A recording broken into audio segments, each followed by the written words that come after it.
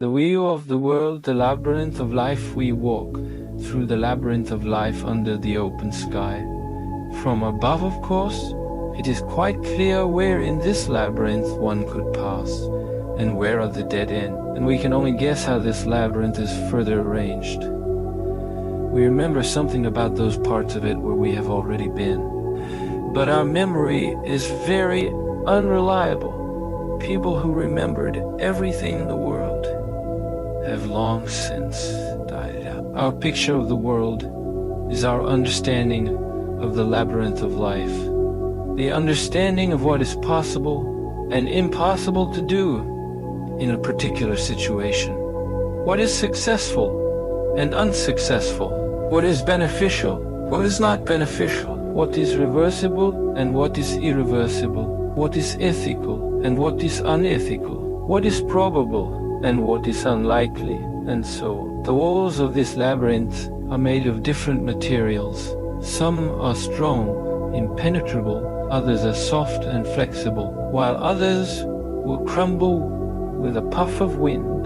Strong walls are our physical and technical capabilities, more precisely our impossibilities.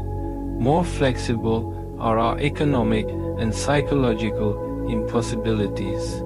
Even less durable are, for example, our aesthetic impossibility. It is clear that the strength of these walls also depends on the person himself. For some, ethical impossibility is like a concrete wall. For others, it is a wooden partition. And for others, it is a light silver cobweb. The picture of the world is a rather complex thing, if only because it includes our understanding of the pictures of the world of other people with their understanding of our picture of the world. It's like mirrors reflecting each other and reflecting in each other, and the mirrors are far from ideal. Imagine that someone is dragging another through a labyrinth, and that other person is resisting, because in his picture of the world there is a dead end ahead.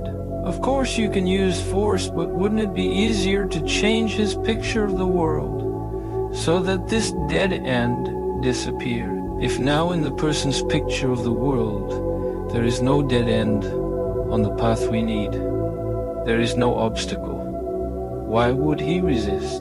Don't try to push a person through the wall in his mind. It is better to change his picture of the world. The adequacy of the view of the world, whose picture of the world is more correct, more adequate to reality. And what does it mean to be adequate to reality? And does reality itself exist? A person acts based on his picture of the world. Even if he blindly obeys another, this does not mean anything other than that in his picture of the world it is reasonable, necessary, or desirable to obey this other. Acting or inaction, a person inevitably moves from one situation to another, from the present to the future. The picture of this future, the future picture of the world, is always present in the present, even if the future picture of the world is not realized by the person. For example, a person is lost in the forest. He is completely lost, and he seems to have no idea where he will come out if he goes down this path. And suddenly he comes to a wide river and stops struck. What? He didn't expect this at all. Where did this river come from? He begins to figure something out. Let's leave him to his thoughts. For us, it is obvious that he did have an idea about where he would come out on this path. He would come out to not a river. A person understands what he did not expect when he encounters the unexpected. The unexpected is the measure of the inadequacy of the picture of the world.